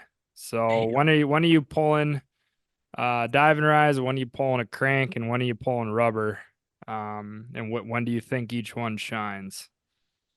That's a loaded question. I'll hang up and That's, listen. that's a very loaded question. Man, for me, it's just, my personal idea of what each bait is for and how I like to work them. I like to work cranks as sort of more of an erratic jerk bait. I've never been a big like deep diving crank guy. I've thrown them, but I like, an erratic 10-inch Jake, a slammer, pumping them over some weeds. Maybe when the fish aren't chasing around straight retrieve bucktails and they want something a little bit more of a eating opportunity involved. How about this? Since it is a kind of a complicated three-part question, what if we all took one part of it? So you Okay. talk about when to use a crank. I'll talk about when to use rubber. Gus can talk about when to use a dive and rise, and then Gus can tell us if we're wrong. I can't be wrong. Come on. But no, I'll just keep running with the crank. Yeah, shallow. I like erratic jerk baits. And if we're talking about what's coming up next, early season, a lot of people downsize on a bucktail or downsize on, any bait for that matter. But the erratic jerk bait gives them a lot of different pausing opportunities to eat it. A lot of times in the spring, these fish are a little bit more lethargic. They might not be wanting to chase a straight retrieve bucktail, but they can be finicky and they might want something erratic. You can also keep it above new weed growth and really shallow water. We had a banger spring a couple years ago. We were throwing it up into 2 or 3 feet of weeds. Weeds were like a foot high, and we were just dancing it. Really any jerk bait, 7-inch slammer, 10-inch Jake, crane baits, and just twitching them over these weeds. So, Are you like a pause twitch pause guy, or like a twitch pause twitch guy? Or I don't think that's why I love them. I don't think you can really fuck them up. Like, yeah, you can. We've gotten some patterns out of them, but I mean, Max, you found that pattern last fall actually with the 10-inch Jake and the grandmas, where the more slappy and erratic you could be with your rod, like those Right. vertical snaps, the better. So, It's just messing Yeah. around with it a little bit, but yeah, I think the biggest thing that the only thing I think it's a great answer. I think the only thing I would add was Gus, correct me if I'm wrong. It's just when you're able to twitch that bait with a little bit of slack in your line, you focus on yeah. that. I think that really gets that bait to dance a lot more than if you're just kind of pulling it on a tight line. Also, if I might add, I gotta admit, Brian, you just did a great job answering that. Thank you, thank you. I know some people say like they can't get the action out of a bait. Definitely watch your leaders. If you're using too heavy of a leader on a small twitch bait, you are not going to see the action that you're looking for. Gotta throw that in there. I would have to say, I side on straight, solid, single strand wire leader. 174 pound is a great starting point. If you go too much heavier, I would really only kind of use that for longer leaders with large jerk baits, but I'd say 174. And good rule of thumb is the length of your bait. So if you're using a 7-inch slammer, 7-inch leader. If you're using like a 5 to 7-inch crankbait, you're just kind of switching between those. I would just go with the 7-inch leader. And if you're only using that as a designated rod, I would also suggest taking out the ball bearing swivel. That will eliminate just extra, just yeah, drag, junk in the way. Just any extra weight that you have there will ruin the action. Not ruin, it'll make it different. I know we like to talk about changing out hook sizes, and that's gonna change the actions of baits too, but we kind of do that more on purpose for change for like the rise time if we want it to rise quick or slow or suspended almost. So yeah. Bonus tip on the jerk baits too, and this comes in the form of a mod. If you get yourself, like I did this on the 6-inch Ridgeway, you put a little curly tail on that back treble hook. It depends on the Yeah. bait. If it's a little heavier jerk bait or it has kind of like a wider wobble, I wouldn't do it maybe on your tight wobble jerks, but the more erratic wobbly ones, if you put a small Mr. Twister on the back, it can add a really cool look and maybe boost your confidence. I like that. Yeah. No, I mean, I remember when you did put that on the Ridgeway, it looked really good. And yeah, nice of Gus to kind of drop that because that's all. I think, sometimes like people are, they say, well, I can't get this action that you guys are talking about out of this bait or whatever. And a lot of times it does just come down to setup. So yeah, I mean, if you guys are going to be working those crankbaits and, what Gus said is something that you haven't put into practice, try it out, see if you notice a difference. I definitely did once Gus started rigging stuff predominantly for the lures we were using. And I'm sure I'll probably let him kind of get into that here after I give my rubber answer. But times that I like to throw a rubber, usually obviously, come fall season, rubber's always a great option. Just throwing it in a little bit deeper water, being able to access a little deeper water column, being able to kind of let that bait hang. Those are all good things. Everyone really knows that though. But the time I love, sneaky little time, I love throwing rubber. And it's more of just a feel thing for me. But anytime it's a summer day, that heat starts to set in, that wind starts to kick up. That is always when I am just gravitating towards that big rubber bait. End of June, July, August, all summer long. Once that heat of the day kind of starts to settle in, like I said, the wind kind of starts to kick up. It just feels like that's the time when those fish kind of chow those rubber baits. So, I mean, we've had great success throwing rubber on high, bright, sunny days, when those clouds start to come in and you can they never really get in front of the sun, but you can just look around. They're those like big, kind of fluffy white clouds. You see those in the air. That always to me just screams like it's rubber time. It's time to get out the big stick, time to start just yamming away on that thing and seeing what happens. I feel like that's a lot of times when our rubber strikes come. And, that helps because I feel like, a lot of people have good action in the mornings and at night and during their majors and minors, but outside of bite windows, that always seems to be a way to pick up a few fish, during the day outside of those windows, getting those reaction strikes. So that's what I would say for the rubber. Gus, what about you for diving rise or anything to add there? Oh, good on rubber. I mean, the biggest part there is definitely the fact that between these baits, unless you're using a countdown crankbait or a deep crankbait or some sort of dive and rise that you can weight heavily, like the custom weighted suics that they have out, any other bait that you can screw in the weights, I think that's perfect for rubber. And dive and rise, I'll just quick say that it's a cold front and cold water situation for me. The fact that those things can jam into cover, tight cover if there's a nasty cold front in the summer, if I want to pick through gnarly weeds, or if it's kind of that August, September time frame. I also like to use those in that situation. I find that the dive and rise is just such a perfect bait to pick through weeds without having to really get a lot of weeds. If you're really getting tuned with your bait, I'd say you can back it out of weed cover pretty easily. The only thing I gotta add there is you have to be ridiculously patient, because a lot of times when I use it, I will let it rise back to the surface to make sure that I'm not just getting hung up on the weeds. Because if you the more casts that you just bring back a whole chunk of weeds, and the less likely you are to contact fish. I'd say that's a big time frame for me with dive and rise. Adding to that, I'd say another that I don't think maybe many people talk about. After dark, one of my favorites when I first got into a little bit of night fishing has been a 10-inch weighted suic. It's one of my favorites to just kind of pop down and let it hang there for a while. And it's maybe not the most common between some slow rolling bucktail or topwater, but it's nighttime. It's not like they turn off the lights and they're only going to eat bucktails and topwater. So I would definitely incorporate a dive and rise into your night program, especially if you're running 2 or 3 deep in the boat. You don't always want to have 3 guys throwing topwater bucktails, and it's a good one to switch up. So, and I'd also add that straight wire leader on dive and rise probably 100% of the time for me.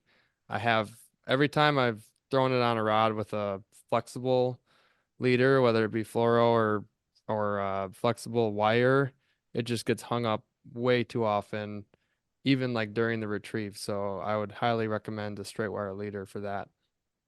Only thing I would add, like you said, in tough weather conditions, being able to pick apart a place with a glide bait, or if you're in heavy current in a river, being able to pick apart trees and rocks and structure along the shore, even if it's just for like 5 feet of the retrieve, if you get your glide bait tight to the shore and then kind of weave it in and out of the trees. We haven't done a ton of river fishing, but we have had success doing that with glide baits.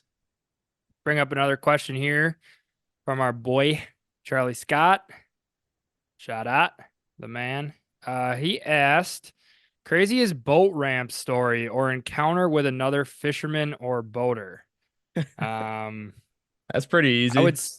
I would say, you got a story? I got one in my head. I'm wondering if we're thinking the same thing, but tee us up. What do you got? I mean, if the one you're thinking of, if I was there, then I'm sure it's the same one. It's Yeah.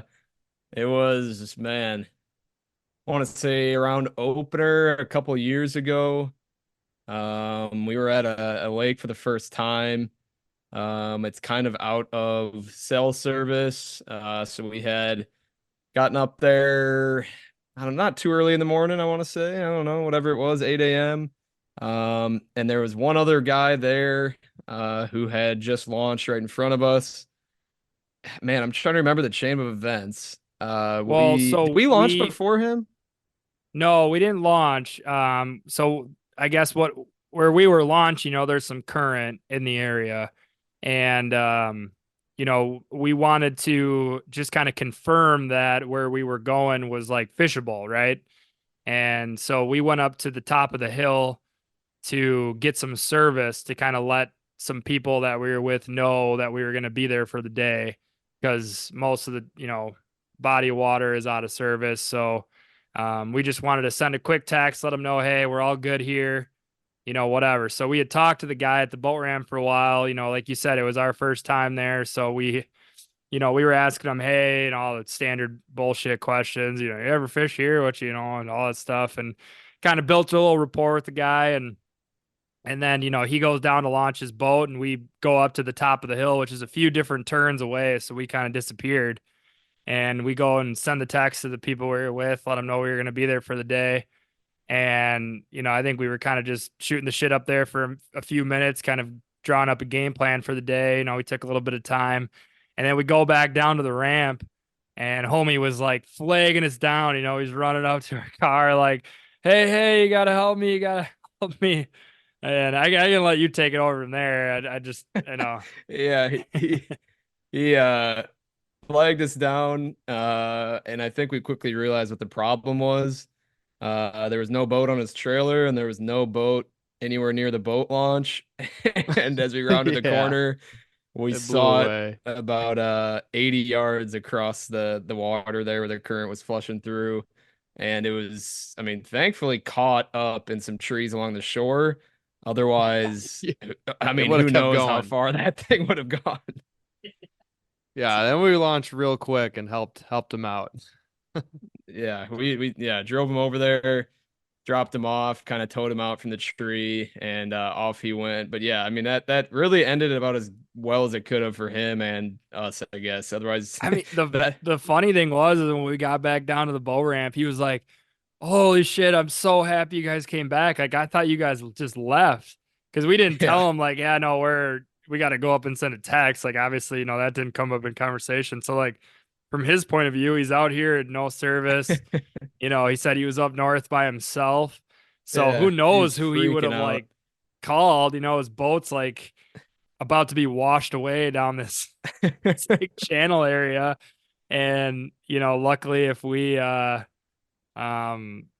we came back and obviously it worked out, but I can only think what would have happened if we would have got there and said, nah, let's go fish another lake and just left. Like what he would have done. I mean, Yeah, I'm sure he like, would have phoned a friend and just sat there for a couple hours and just hoped that boat didn't barge free from the trees. But it was I honestly, remember him saying that he popped over for the day solo. So like, yeah. would he have like He was gone into from town or? nearby, so I'm sure he could have phoned a friend eventually. But yeah, dicey situation, and it was ended up being kind of a blessing, obviously for him that we showed back up, and then a blessing for us to have helped him because he became a pretty open book after that. He had fished a place before, and he started kind of pointing us in the directions of where to start fishing and how to tackle the lake. So it was quite the experience. Yeah. I would say a story that pops into my head, and now I'm starting to realize that all these stories make us out to be like heroes, which, you know, just give our all, let's all pat ourselves on the back here. Um, the one that came to my head though is the lady in the kayak last year Oh during God. opener. I mean, that we've told the story, but we've picked up a lot of listeners since then. That was scarier than shit, man. I mean, Yeah. I don't really, again, I guess the chain of events are a little fuzzy, but like, I mean, from what and I don't want to dramatize the story too much, but it was pretty freaking scary. I mean, she was out in a solo kayak by herself, and we were on this lake, and there wasn't really anybody else out there, and her dog jumped into the water, I and mean, they were she was pretty far. 300 yards offshore. I mean, at least like she Yeah. was a good driver, 3-wood pitching wedge away from her cabin. And That's a par four, yeah. yeah, well, for you. And like her dog jumps in the water and we're just kind of watching. I mean, we're, it's right in the middle of a major, sun setting, prime time. Like we're not trying to We're not trying trying to to ignore. Are you hear anything? yeah, we're No, like, what's no. going on? I mean, at first it was kind of annoying because like the dog was yapping and she We're was kind trying of to yelling at fish the here. dog to yeah. She was kind of yelling at the dog to get up in the kayak, and like we were just watching the situation unfold in front of us. We're like, damn, that dog like can't That dog's going get up. under. And we're pretty far away from her, so it was like kind of hard to assess the severity of the situation. And so we're like, man, we should probably go help. We're like, well, man, bites should be really good right now. Yeah. And we were like, all right, we got to go help her. Like Musky something's the dog. something's like wrong here because like she still hasn't gotten this dog up in the kayak. And it was like we were so far away, it was kind of hard to tell like the size of the dog. We could So it just was tell like, that she was getting more frantic with it. Like you could yeah, you tell could tell she like her started to voice, realize. right, and her voice kind of started to like become more panicky, Yeah. and like we just drove over there, and when we got there, like did not realize how severe the situation was. Like she was on the brink of like having a meltdown, and she thought she was gonna lose her dog because like this dog was essentially drowning. It was a really big golden retriever, old golden retriever, and it was like not doing okay. And our freaking buddy Jack, who's six, I don't know how tall Jack is, 6'5", 6'2" 6'6", for the sake big, of the story. yeah, big dude. Like had to like essentially damn near get in the water to like hoist this dog up under a kayak, and she was freaking I don't out. And know. He picked her up in the most awkward angle. He like laid flat across the boat and just like straight like T-bar row at the gym type thing with this like dog. hammer curled this massive golden Yeah. retriever. And Just yeah, it heaved was it a onto really her kayak. apparently it was a much more scary situation than we even realized. And we ended up talking to the folks after, and yeah, pretty wild. I mean, that's kind of a just glad to be there moment where if we weren't there, who freaking knows what would have happened. Jeez. Yeah. So yeah, that was a crazy one. That was a crazy one, and I know that there's one. I'm not sure if I even ever told it on the podcast at all, but it was a boat launch story that Dad and I got to encounter on a lake on, I believe it was Monday Night Musky League. I could be wrong, but it was a weeknight, so there wasn't a lot of people on this lake. And it's one of those like the first story that Brian brought up where the launch is more in a smaller bay area, and you kind of have to go through a very narrow spot to get, launch the boat and take it in and out. And during that night of fishing, Dad and I encountered a boat that over a mid-lake bar was doing was pushing waves going a good 6+ miles an hour while the one dude was driving and the one dude was casting. And they were just going around in circles around this bar. And like what I'm saying might sound kind of ridiculous. It's hard to explain, but they're literally just like plowing like they're wake surfing, maybe a little slower, while one dude is just casting and burning a bait in.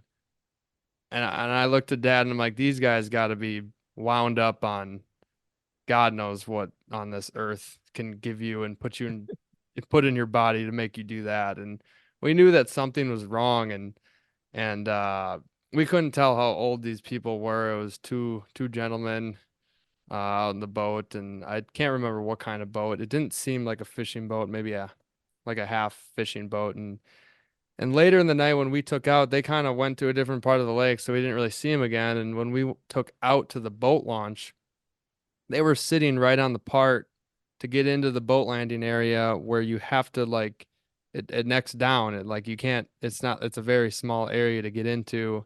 Because we're on a lake pretty far out in the middle of nowhere. I mean, a little service or whatever, but they were just like anchored right in the middle and not moving, not talking, and not casting. So we're like, and we were the only two boats at this point, I realized now on this lake. And getting close to the boat launch, I realized that we were the only two trucks and trailers at this lake, and it was getting dark. And we just had to drive by them very silently.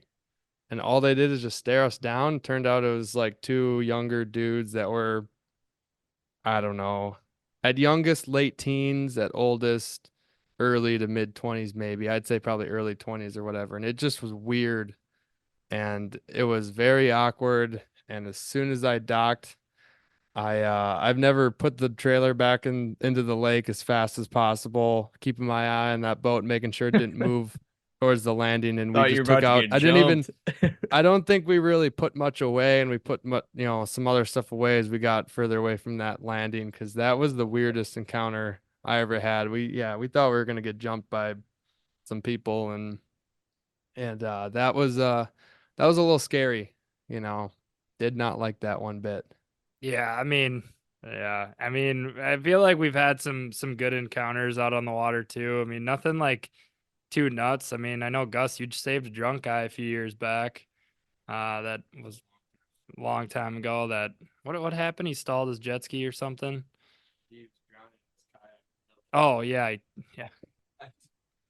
Well, I guess I might as well say it. This was back in the old 16 footer at the old cabin days when I was just fishing solo, and mom and dad were at some like wedding party or something that they were invited to, and I don't think you were up there, Max. And I was just fishing, and I think it was back in the day. I would just kind of anchor in some spots and cast around, and it was dead calm that day, and all of a sudden I kind of hear this dude just singing across the lake, and as everybody knows, that sound travels on a lake really well. You can pretty much hear people talking across the lake if it's calm, and this dude's singing, and you could tell it was kind of a drunk guy, and at the time I was probably in my early teens of age, maybe middle school at most. And next thing I know, this dude was just in the middle of this lake in an area where you cannot be very close to shore, and his kayak flipped, and he was basically just like, I don't know, screaming for help. And I turn around, and I'm really young, and I'm like kind of just hoping to see like another boat go for help. And I look and I look, and there's just not a soul on that lake, nobody on their dock or whatever. So I get going over there on my own as just my little wee self back in the day. And here's this dude who's now who probably at the time was around my age or our age, and there's beer cans floating and kayak upside down, and he just couldn't get it flipped over because he was in deep water, and I helped helped him up onto the old Miro craft and got him to safety and just brought him back to shore. And I think he must have been embarrassed. I mean, I'm sure if I was older, I would have been a lot more stubborn and taken him straight to the place he was staying at. But I got him to shore area.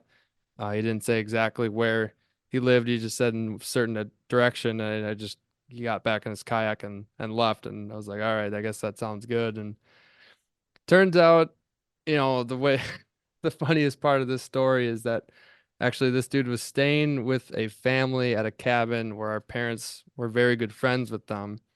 And I was at a young age where I just didn't really I didn't want to go to like these party things or whatever, like mom and dad invited me over to like meet some people, and I'm just like, no, that's all right. I'm gonna go to bed.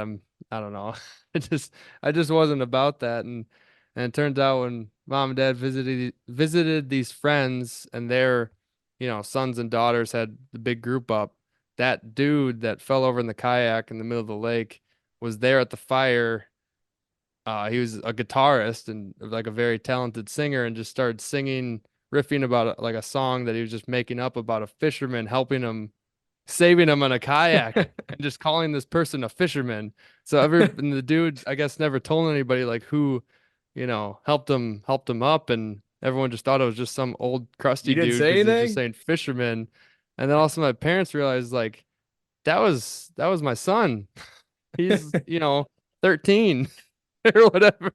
Helped this drunk mid 20-year-old back onto his kayak, and uh and yeah, and also the funny part of that story is that this happened midday, and I went out to dinner with mom and dad that night.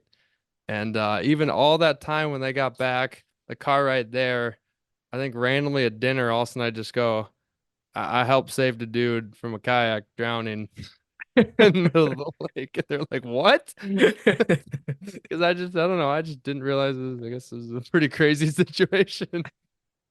Look at that. But and Even us, even we can be heroes. I guess so. But yeah, I didn't know yeah, that was a crazy old story there. But I don't know. Should we maybe just clock out this podcast with one more Q&A and call her a night? Let me take a look at the list here. All right, we'll end it with this one from McTavish Quilting. She asks, "How do you read water to find muskies?" I think Max wants to start off here.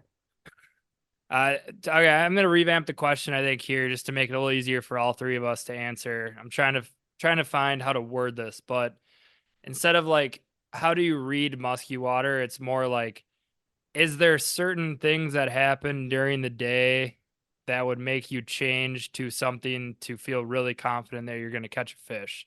It's like, what are you reading out in the water that's telling you to go do something? And next thing you know, you're like, okay, game on. Like something's about to happen. I mean, apart from some obvious answers where you like, look into the future forecast and oh, there's a storm coming. This has definitely been talked about for a lot of the guides from back in the day. A lot of a lot of the podcasts with guides on them have talked about this as, apart from what I look for each morning, I like to look for what the clouds are doing and what the wind is doing. Um, those are like the first two things that I'm kind of looking at. And the third big one is going to be previous weather. What was happening? Did the pressure just fall from the sky and is now steady low, steady in the medium range, steady high pressure? Like what just happened the day before, the 2 days before?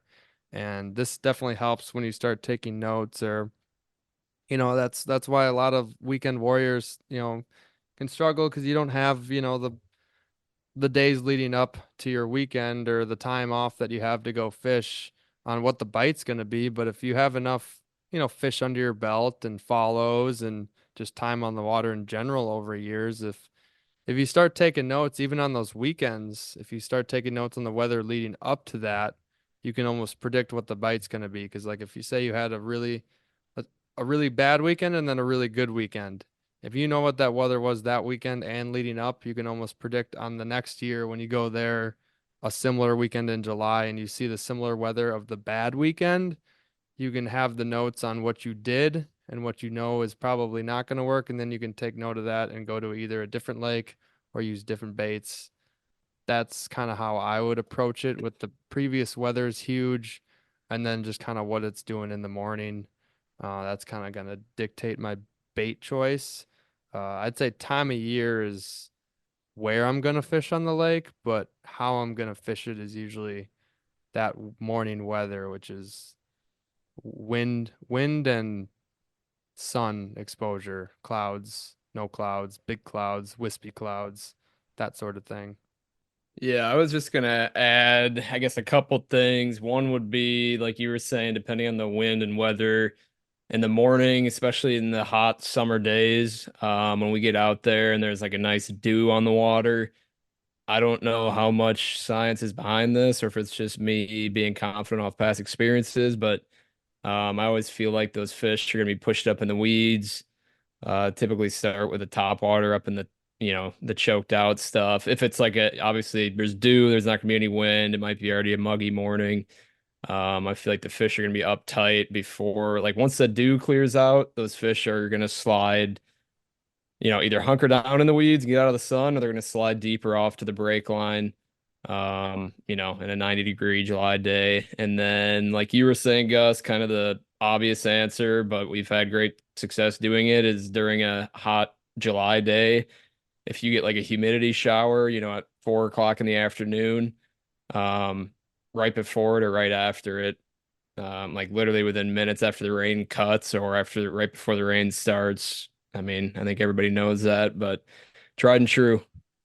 Yeah. No, all good stuff. I mean, I guess I'm just trying to think of like hyper specific examples. Obviously this isn't like total, like these are just like very like small examples, but I think one that I always like to kind of use as a rule of thumb, late August, if there is any sort of fog coming off the water, off the ground, it's typically when you have those like hot days in middle to late August, and then followed by kind of a cold snap, and the water is much warmer than the air.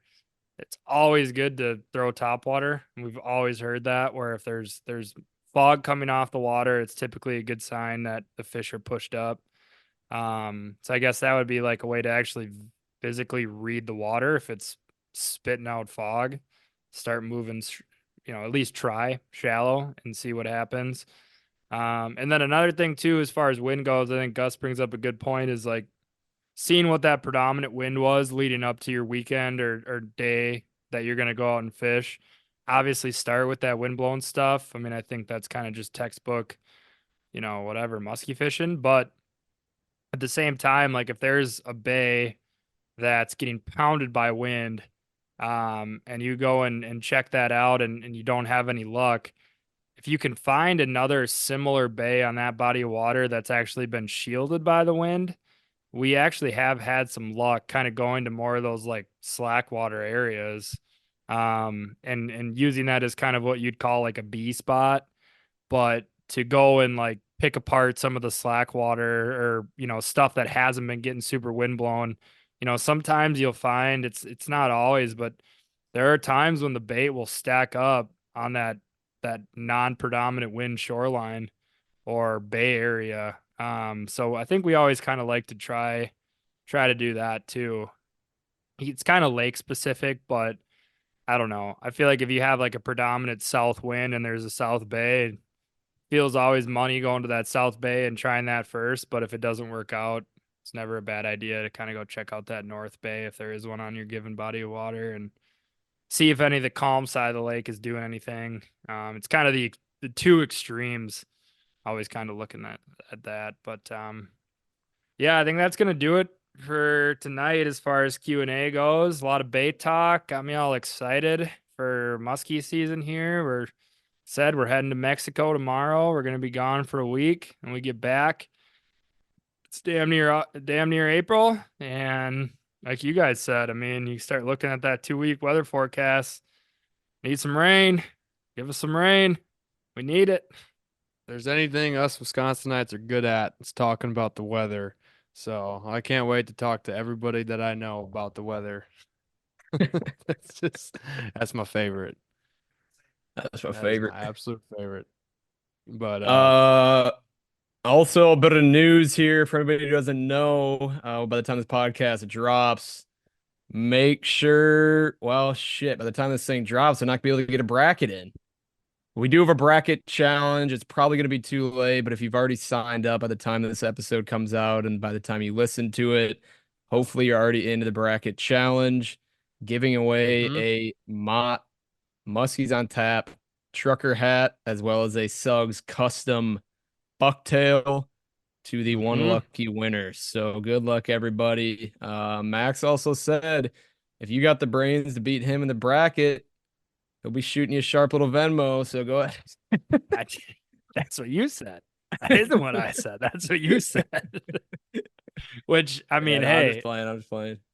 Let's drain Brian's bank account. No, I don't think we're gonna put that one in legal writing. But yeah, appreciate everyone that signed up. I guess at this point in time, if you're listening to this, thank you for joining the Muskies on Tap March Madness bracket. Wanted to do something a little fun for everyone that listens to this.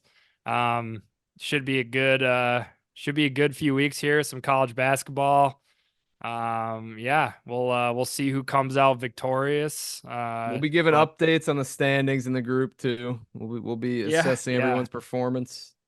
For sure. I mean, I think it's already filling out pretty good on day one. So I was glad that we got some. Yeah, I mean, we're getting over like 30 subs already in the first few hours of it being open. We're hoping to get that number up into the triple dig. So hopefully we successfully did that by the time Thursday morning rolls around.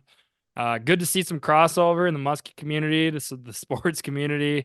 As I'm sure if you guys have been listening to this, we do watch a lot of sports. So we're excited for the next few months here. A lot of good things to listen, a lot of good things to look forward to. Brian, since you will be in the bracket challenge, and this will be coming out after the brackets are locked, you might as well say it. Who is going to be your final four in the Muskies on Tap bracket challenge? Man, I got a bracket in front of me right here, but if I'm going to be accurate with who I actually picked, let me pull that up right quick. I have, and I don't even want to admit it. I'm gonna be honest. There's very few teams in my eyes that can make it to the Final Four this year. I think Tennessee's got what it takes. They got a few dogs on their team. The tournament is run by offensive threats. They've got some bucket getters. I don't know if you want to call them a dark horse or not, but I think Kentucky could knock Houston out early. They have the offense to do it. Houston can't play from behind. I do love Houston though. Purdue never has a shot. They crumble. North Carolina is a scary team. They've got a lot of seasoned vets. Baycott's been there for 8 years. He's due to make another bang before he leaves. Illinois and UConn I like, but at the end of the day, to me, it's a 3-team race. UConn, Houston, Tennessee. And I also have Arizona in there in my final 4. Any teams that I missed that either you guys are salivating over? I haven't even taken a look at the bracket yet, so I'm gonna have to do that on the plane ride or when I get when I get down south here and maybe take a moment to take a look at that. I know that you guys are a little more in with the mix on March Madness. I'm usually the one, if anybody can relate to this, where you just don't watch any NCAA basketball and you just Until the rip a tournament. bracket or two and just usually tear it up because the less you know, the better on these. That's true Which sometimes. I know. No, I think that's true for sure. You just go in there with an unbiased opinion. Maybe there's a couple teams in there that I like their jersey colors. Yeah. They've been my favorites for multiple years, but that's my 2 cents on this. I'll leave it for Max, on what if he's We'll got a bracket discuss your going yet already bracket. or Once you're done with yours, next pod, we'll discuss your bracket and see how you're yeah. standing. So all 3 of us are gonna have a bracket in on the mod challenge to go up against. Like, what if one of us 3 wins? Well, then it'd be whoever takes second place or third Right, or because fourth I ain't giving place. you a bucktail. I ain't giving you another hat or a No, I bucktail. would very generously donate it back. Oh, Max, for how about sure, for you? sure. Any sleepers, Cinderella stories? Yeah, I mean, I think in our group, like you said, I mean, it'd be a little bit weird if we won since we already get hats and Suggs custom bucktails for free. Bro, yeah, bro, there. What's the bucktail that we were the IC7 the prototypes, yeah, the prototypes.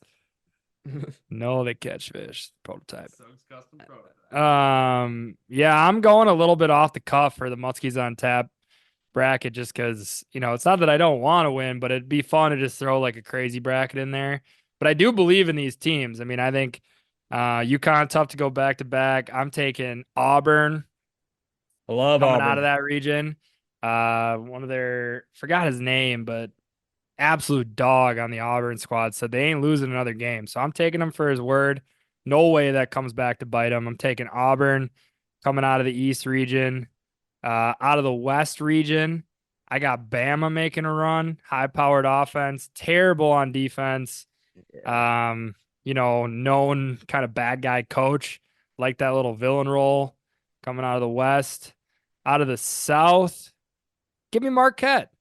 Shaka Wow. getting them to the Final Four.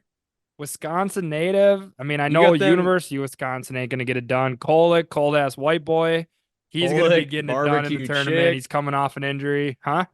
Barbecue chicken. You got him beating Kentucky and then Houston? Yeah, I think Houston gets bounced early. They just don't have the offensive firepower Wow. that I think Are is they necessary Asian to make a deep sensation? run. Yeah, maybe Nebraska takes them down. We do somebody else, but I got Marquette. I'm repping the home state. All right. I gotta give some Wisconsin love here, and I got no faith in the Badgers to make a run here. Too many demons to get through. I mean, they got Duke in the second round, probably. If they can even make it past JMU, I doubt they do. Yeah, that's gonna be a tough one. And then out of the Midwest, this is a Musky podcast, so you can just turn it off got at this golf point. to But talk about, if you're in damn. the bracket, you probably want to hear a little bit of this. I guess Gus is just shaking his head over there. He's gonna have to give out his guide information after this. Midwest, come on now. Midwest. Oh, Oh. in a weird way, I'm actually gonna take Purdue come out of that region. And I think it's almost an underdog pick because of how bad Purdue has been in the tournament. So underdog #1 seed, if that's a possibility. I'm taking Purdue. That's my Final Four. Best of luck to everybody that's entered in the Muskies on Tap March Madness bracket. Should be a lot of fun. Hopefully one of you guys win. Gus, take us away. Glad to get the mic back here. You guys just kind of went on a roll there. I couldn't really do anything about it. But I got it back, and I'm gonna simplify it here, folks. If this is your first time tuning into Muskies on Tap, this is probably the worst podcast you could have picked. The boys just Oh, went no. off the rails tonight. I'll leave it at Two-Hearted IPA and podcasting is it's a vacation podcast. It's a dangerous mix, but we had a blast here tonight. Goes to show that maybe we do need a guest at all times to keep us in line. But we talked to people at the expo, and they love that we keep it real, and we kind of just go off in random tangents, and we really like to do that. And I'm glad that people enjoy that, because sometimes we feel weird for just talking random stuff or sports or you know but Max has a good point. There's no fishing right now. We're in the North Country, and Muskies is closed, so we're just kind of chopping it up with what we can. That's why we're talking about the expo here, and we get guides and other bait makers and such around the country to talk about Muskies, to fill in the void of the winter, keep us all company, and yeah. So thanks again for tuning in to another Muskies on Tap podcast. If you're on the road or at work or making baits, shout out to all those. Just toss in there supernatural, that supernatural that is an if type of thing. So supernatural boys, if you guys are listening to that, love me some supernatural big Supernatural? baits. How they are supernatural in the water and the supernatural movements. So, all right, well, they're going to be hammered. All right. So, yeah, the asterisk on that is that they take a shot every time they hear supernatural on a podcast. So, Damn. shout out. Supernatural boys got to do that? Yeah. Who is that again? Supernatural. Yeah. All right. Well, if you guys could give us a follow, Muskies on Tap on Instagram, and also my guide service, Suggs Fishing on Instagram, that would be greatly appreciated. Also on Facebook, add me as a friend, Gus Manty, or Suggs Fishing Guide Service. Let's get out on the water this year. Let's go catch some muskies. The season is upon us. Get those dates in before they're all booked up. I'm starting to fill all of those prime dates around the new and full moons and the half moons of the summer. Those are definitely the best opportunities for numbers and hot fish in the figure eight. But as always, thank you for listening. And Brian, take us away here. What do you got? All right, everybody. Thank you for listening to this week of Muskies on Tap. Shout out to everybody that we each three saw these past few weekends at Musky Expos across the Midwest. Awesome to meet all you great listeners. Thank you so much for all the support. We forgot to break it down to the pod here today, but I'm going to get into it, guys. Scotty Scheffler might be the second coming of Tiger Woods. I don't know how you beat him. Even the killer Wyndham Clark with the massive stones couldn't pull it off. A little unlucky there at the end. But, man, is that going to be a fun Masters we got in front of us? And can we talk about Michigan State? Blasphemy should be illegal. How did they get into this March Madness tournament? Their resume is trash. A 9 seed? Should at least be 11. Shouldn't even be in it. Nancy Pelosi must have went to college at Michigan State. She had to have her Grammy hands involved for this one. Peace.